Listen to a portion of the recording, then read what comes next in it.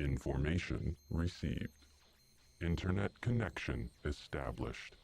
You have received a voicemail.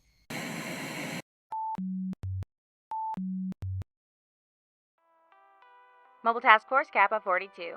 Angel reporting in. Item SCP-1132. Object Class: Safe. Special Containment Procedures. SCP-1132 is to be kept in standard living quarters, furnished with a bed and appropriate religious icon. A facial restraint will be supplied to SCP-1132 to be worn at all times when interacting with personnel. The restraint must cover the mouth completely and immobilize the lower jaw. To facilitate personnel safety, entrance to SCP-1132's chamber should be announced by voice or knocking to give the subject time to don the facial restraint, should it not be currently in use. Should the restraint become dislodged for any reason, unarmored personnel are to maintain a minimum distance of 1 meter from the subject until the restraint has been replaced. Subject is to be fed 1 freeze-dried mouse, rehydrated once per day, in its cell. Subject is allowed limited escorted sojourns in the facility where it's housed. Efforts to teach SCP-1132 English have been hindered by the subject's illiteracy. Until subject has learned to understand spoken English and/or to write in any language, 1 member of personnel assigned to SCP-1132 is to be fluent in the Eastern Huasteca dialect of the modern Nahuatl.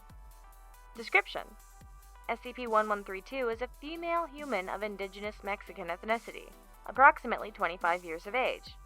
The subject's tongue, esophagus, stomach, and both intestines have been replaced by a female Bothrops asper, leaving only 6 centimeters of the subject's own rectum intact. The connected tissue of the reptile and the subject's digestive system is seamless. Due to its condition, SCP-1132 cannot speak, though it breathes normally.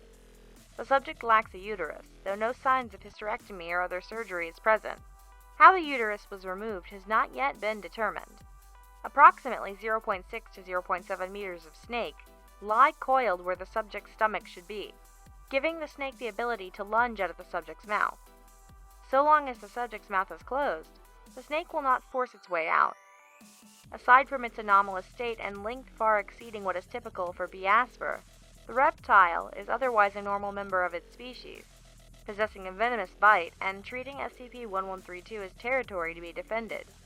Its eating seems to provide sustenance for both itself and SCP-1132, and it must eat at a rate greater than normal for a snake, but less than that of a human.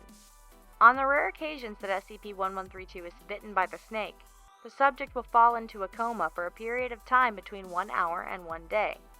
Treatment with antivenom can wake the subject prematurely, but counterindicated as the snake remains active and unrestrained during these periods. The subject describes these periods as being like dreamless sleep and reports no other physical side effects other than pain and swelling from the fang puncture marks.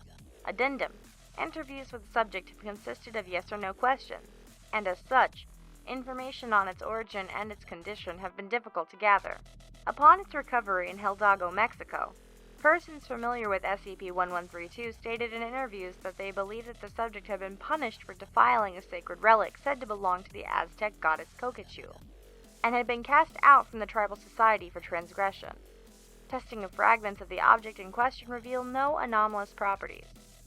Alright, I guess you could say for once her bite's probably worse than her bark. Stay safe, stay alert, and I think I'm more concerned for the mouse.